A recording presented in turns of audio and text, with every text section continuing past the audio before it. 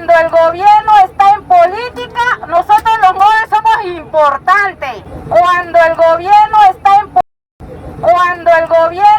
en política, nosotros los moros somos importantes.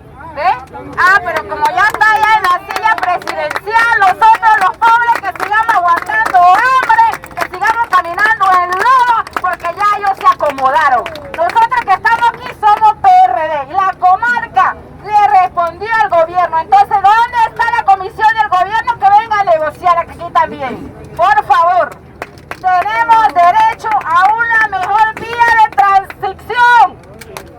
Respeten, por favor. Está bien que se están ganando el guacho, pero también nosotros tenemos derecho. ¿Hasta cuándo?